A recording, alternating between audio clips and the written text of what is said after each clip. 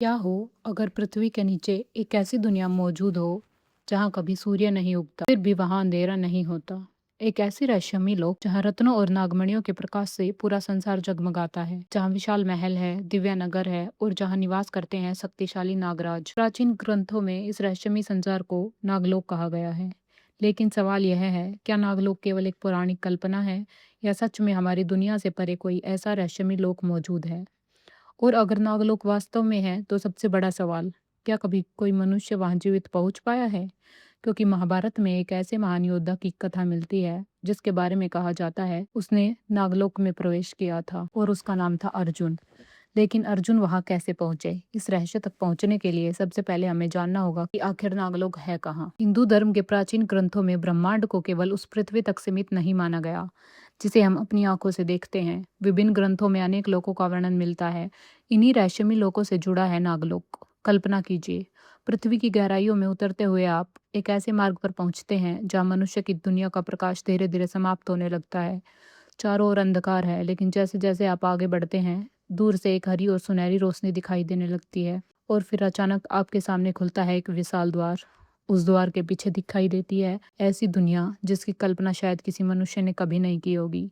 चमकते हुए महल, रत्नों से सजे विशाल मंदिर, दिव्य नदियां और चारों ओर नागमणियों का अलौकिक प्रकाश। लेकिन यहाँ एक सवाल उठता है, अगर नागलोक पृथ्वी के नीचे है तो वहां सूर्य के बिन प्रकाश कहाँ से आता है? यहीं से नागलोक का रहस्य और भी गहरा हो जाता है। पौराणिक वर्णनों में पाताल के वैभव और रत्नों की चमक का उल्लेख मिलता है। लोकप्रिय कथाओं में नागमणियों को भी इसी दिव्य प्रकाश से जोड़ा जाता है, मानो वहां का अंधकार स्वयं रत्नों की चमक से समाप्त हो जाता है। लेकिन इस दिव्य संसार की रक्षा कौन करता है? कथाओं में नागलोक को केवल साधारण सर्पों का संसार नहीं बताया गया है। यहाँ शक्तिशाली नागों और नागराजाओं की कथा मिलती है। वासुकी, तक्षक, करकोटक और इन सबसे ऊपर ब्रह्मांड की सबसे रहस्यमयी नाग सत्ता अनंत शेष। लेकिन शेषनाग का संबंध केवल नागलोक से नहीं है, उनका संबंध स्वयं ब्रह्मांड के संतुलन से जोड़ा जाता है और यही हमें नागलोक के रहस्य के अगले द्वार तक ले जाता है। कल्पना कीजिए, अनंत ब्रह्मांड की, जहाँ क्षीर सागर में भगवान विष्णु अनंत शेष पर विराजमान है। शेषनाग के विशाल फण, उन पर चमकते दिव्य रतन और चारों ओर फैला अनंत ब्रह्मांड। शेषनाग को अनंत भी कहा जाता है, जिसका कोई अंत नहीं। लेकिन नागवंश से जुड़ी एक और महान कथा हमें समुद्र मंथन तक ले जाती है।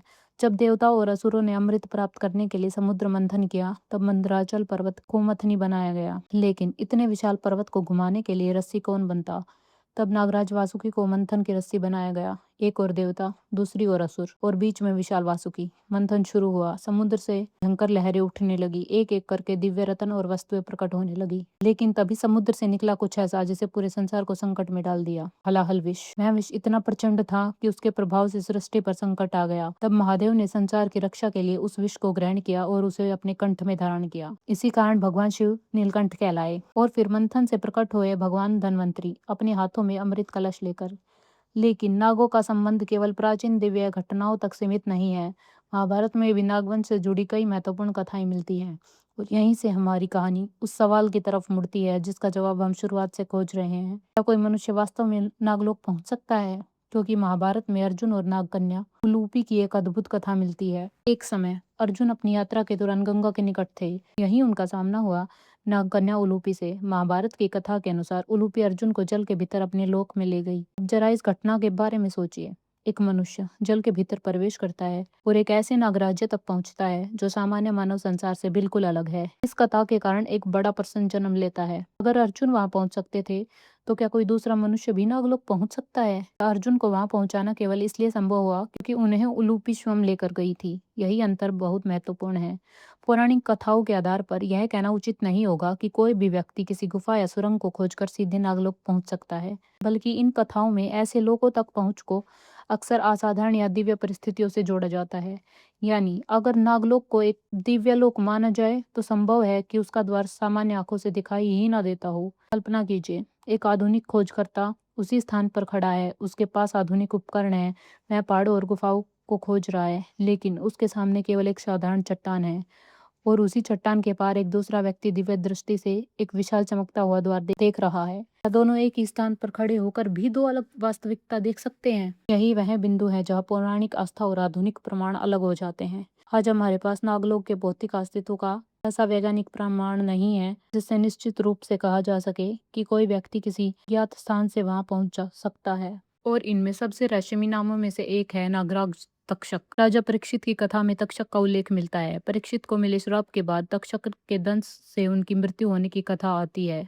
इसके बाद उनके पुत्र जन्मेजय ने क्रोध में सर्प यज्ञ कराया। कहा जाता है कि यज्ञ की शक्ति से नागों को अग्नि की ओर खींचा जाने लगा, लेकिन तभी आस्तिक मुनि ने हस्तक्षेप किया और सर्पयज्ञ रुकवाया। वंश बच गया। ये कथाएं नागों और मनुष्य लोक के बीच एक रहस्यमय संबंध की ओर संकेत करती हैं, कम से कम पौराणिक परंपराओं में। लेकिन अब अंतिम प्रश्न बचता है, क्या आज कोई मनुष्य नागलोक पहुंच सकता है? इसका निश्चित उत्तर हमारे पास नहीं है।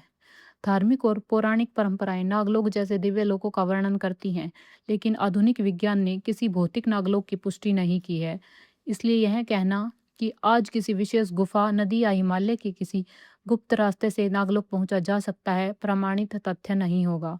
लेकिन शायद इसी अनिश्चितता में नागलोक का सबसे बड़ा रहस्य छिपा है। हो सकता है नागलोक केवल हमारी पुरानी कथाओं में वर्णित एक दिव्य संसार हो, या शायद इन कथाओं के पीछे कोई ऐसा आध्यात्मिक अर्थ छिपा हो जिसे हम आज पूरी तरह समझ नहीं पाए हैं। क्योंकि हजारों वर्षों बाद भी जब शेषनाग की कथा सुनाई जाती है, जब वासुकी और समुद्र मंथन को याद किया जाता है, जब अर्जुन और उलूपी की कहानी सामने आती है, तो एक ऐसा सवाल आज भी जीवित हो उठता है, क्या हमारी आंखों से दिखाई देने वाली दुनिया ही पूरी वास्तविकता है? क्या इस ब्रह्मांड में आज भी ऐसे रहस्य छिपे हैं इनके द्वार हमारे सामने होकर भी हमें दिखाई नहीं देते?